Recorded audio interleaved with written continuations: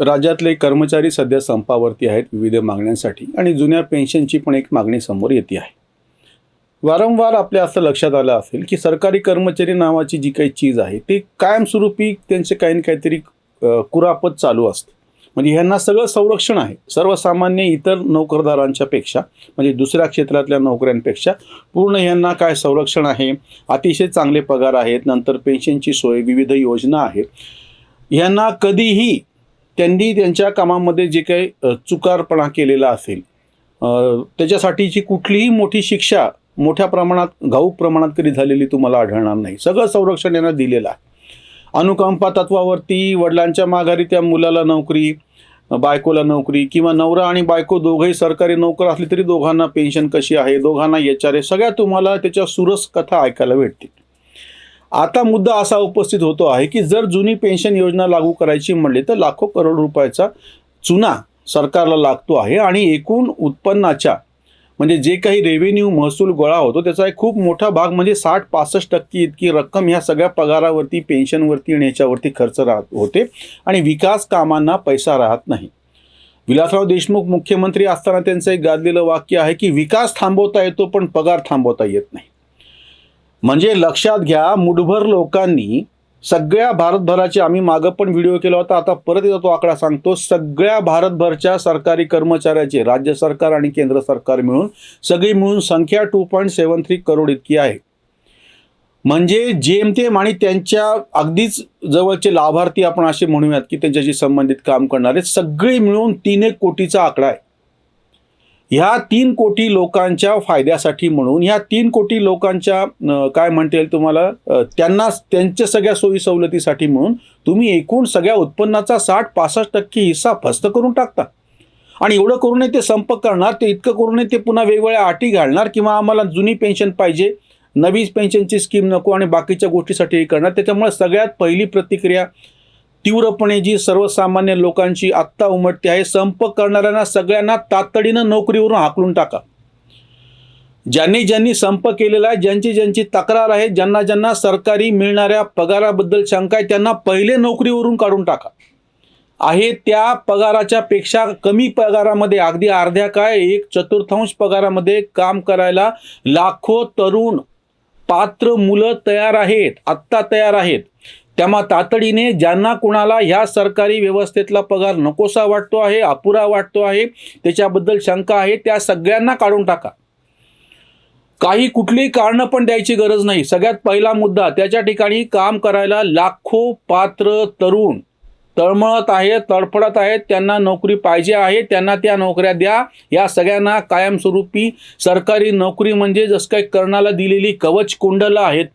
आणि अशा पद्धतीनं हा जो माज दाखवतात सरकारी कर्मचारी, तो दूर करायचा सगळ्यात पहिला उपाय म्हणजे सगळ्यांना नोकरीवरून काढून टाका.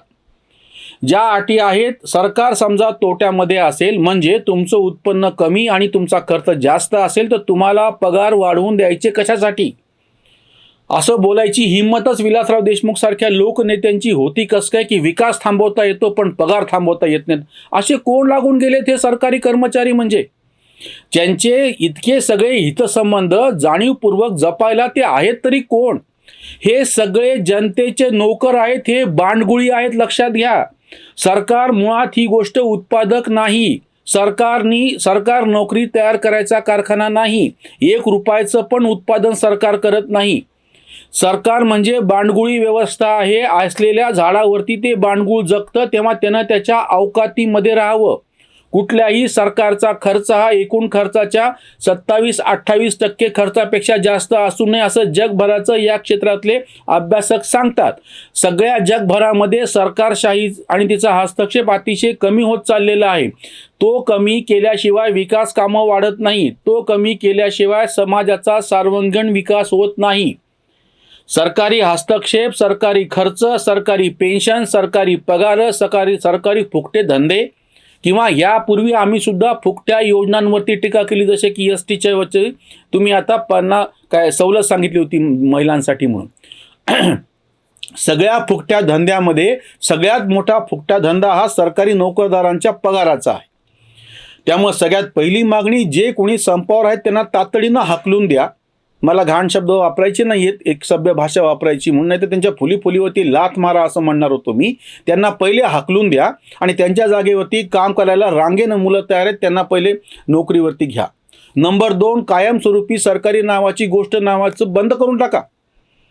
दर 5 वर्षांनी तुम्ही केलेल्या कामाप्रमाणे तुम्हाला पुढचं काम करायची संधी आहे की नाही हे ठरवा. काही गरज नाही हे लोक असे फुकटे पोसायची.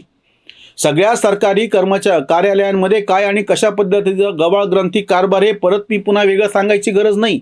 एक सर्वसामान्य नागरिक म्हणून कशी आपल्याला अडचण येते, कशी तोंड द्यावं लागतं, आणि इतकं केल्याच्या नंतर तथाकथित सरकारी नोकरी नावाचं हे जे गुलबकावलीचं फूल आहे ते फक्त 2.25 कोटी लोकांपर्यंत तुम्ही पोहोचवले 75 वर्षामध्ये. 140 कोटीच्या देशामध्ये फक्त 2.25 किंवा 3 कोटी लोकांपर्यंत तुम्ही याचे फायदे पोहोचवता आणि पुन्हा वर तोंड करून असं म्हणता की ते भल्यासाठी आहे सगळ्यांच्या. समाजवादाची डिमडिम पिटणारे आणि सगळे बाकीचे साम्यवादी आणि सगळे दलित शोषितांची बाजू घेणारे हे आता काने तोंड उचकटत. या सगळ्या संघटना डाव्यांच्या संघटना आहेत, सगळ्या कर्मचारी संघटना या डाव्यांच्या आहेत. फक्त मुठभर लोकांनी उरलेल्या लोकांवरती आर्थिकदृष्ट्या दादागिरी करायची आणि त्याचं समर्थन कसं काय करता येऊ शकेल. त्याच्यामुळे ही जे संपावरती गेले त्यांना काढून टाका, नवीन भरती करा. दुसरी गोष्ट म्हणजे कायमस्वरूपी सरकारी भरती नावाची नोकरी नावाची गोष्ट बंद करून टाका. ह्या सगळ्या हे जे सगळे कॉन्ट्रॅक्ट कराराच्या तत्वावरती ही सगळी कामं करून घेण्यात यावीत आणि ती पण अतिशय चांगल्या पद्धतीनं होत आहेत. सध्या सुद्धा वेगवेगळ्या ठिकाणी जी कंत्राटी कर्मचारी काम करतात त्याच्यातून काही तोटा झालेला नाही आहे सरकारला, सरकारी व्यवस्था म्हणून.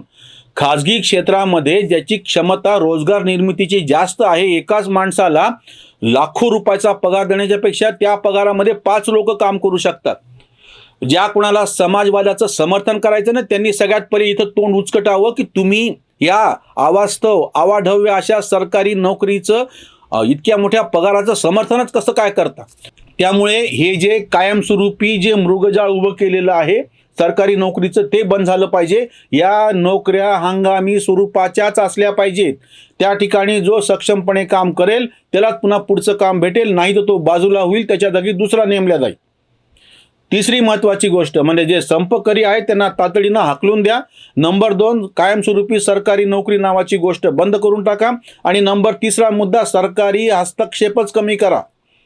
आम्ही वारंवार हा मुद्दा उपस्थित करत आलो. शेतकरी संघटनेनं क्यू आंदोलन नावाचं आंदोलन केलं होतं. ज्या सरकारी कर्मचाऱ्यांना वेतन आयोग पाहिजे त्यांना हाकलून द्या. त्याच्यापेक्षा आम्ही लेखी स्वरूपामध्ये द्यायला तयार की त्यांच्यापेक्षा 1/4 पैशामध्ये अतिशय चांगलं काम करून द्यायला आम्ही तयार आहोत. त्याच्यामुळे मुळात अजून महत्त्वाची गोष्ट म्हणजे तिसरा जो मुद्दा आहे की सरकारी हस्तक्षेपच कमी करा. पंतप्रधान मोदींनी एक अतिशय चांगला उल्लेख केलेला होता की जेव्हा जेव्हा ज्या ठिकाणी संरचना वाढतात, ज्या ठिकाणी विकास कामं होतात त्या ठिकाणी रोजगाराची वाढ होते. रोजगार म्हणजे सरकारी नोकरी नाही. उठलं सुटलं सगळ्या डाब्यांच्या तोंडून तुम्ही फालतू ही भीकमागी जी भाषा येते ना की सरकारी नोकरी सरकारी नोकरी, सरकार नोकरीचा कारखाना नाही. जगातल्या कुठल्याही सरकारला सगळ्या लोकांना पोसावं अशा नोकऱ्या देता आलेल्या नाहीयेत, देता येत पण नाहीयेत. त्यामुळे सरकार हे नोकरीचा कारखाना नाही. सरकार स्वतः बांडगुळी आहे. सरकारी हस्तक्षेप किमान असावा. सरकारनी इन्फ्रास्ट्रक्चरची संरचनांची कामं करावी.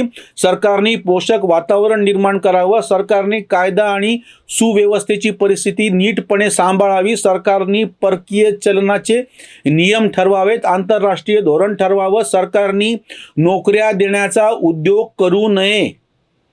हे जे सगळे समाजवादी आणि फक्त सरकारी नोकऱ्यांसाठी माजवादी ठरलेलं धोरण आहे ते पहिले तातडीनं बंद झालं पाहिजे. सरकारी हस्तक्षेप कमी झाला पाहिजे आणि खाजगी क्षेत्राला मोठ्या प्रमाणामध्ये संधी उपलब्ध झाली पाहिजे. त्या ठिकाणची स्पर्धा ही खुली असली पाहिजे. त्या ठिकाणी लायसन, कोटा, परमिट राज हे जे नेहरूंच्या काळात चालू असलेलं मॉडेल आहे ते पण नाही चाललं पाहिजे. मोजक्याच लोकांना संधी द्यायची. जसं कृषी उत्पन्न बाजार समितीमध्ये मोजक्याच व्यापाऱ्यांना फक्त व्यापार करायची संधी दिल्या जाते म्हणून बाकीच्यांचं शोषण होतं. हे पण समाजवादी मॉडेल बंद झालं पाहिजे.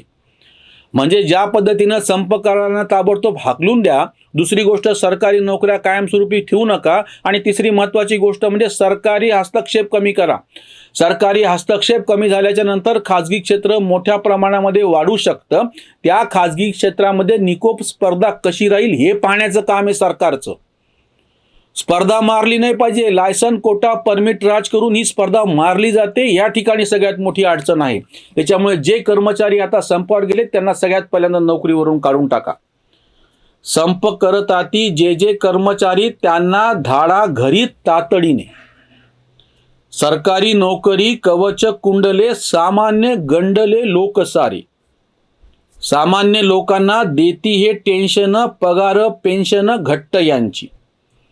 टेबला खालून चाले व्यवहार जनहित हार करोनिया. असोनी नौकर चाले दादागिरी प्रिय चिरीमिरी सदैवती. बांडगुळी सारा पसारा सगळा ठरे अडथळा लोकांसाठी. कांत हाकलाही सारी बांडगुळे. कांत हाकलाही सारी बांडगुळे होऊ द्या मोकळे प्रशासन. होऊ द्या मोकळे प्रशासन. ही सगळी व्यवस्था स्वच्छ केली पाहिजे. ही सगळी घाण नेहरूंच्या समाजवादी आर्थिक नीतीनं आणलेली ती पूर्णपणे साफ केली पाहिजे. तरच आपल्या विकासाचा मार्ग मोकळा होईल. हे जे भीकमागे धंदे आहेत, कुठली रेवडी कल्चर ज्याला म्हणलं जातं, आणि हे जे सरकारी नोकरीचं जे भूत आहे सगळ्यांच्या डोक्यातलं, ते एकदा पूर्णपणे गेलं पाहिजे. ज्यांनी आता संपावर गेले त्यांना घरीच बसा म्हणून सांगा.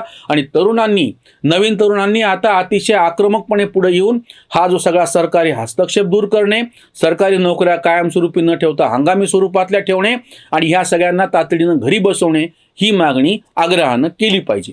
इथेच थांबूयात. धन्यवाद.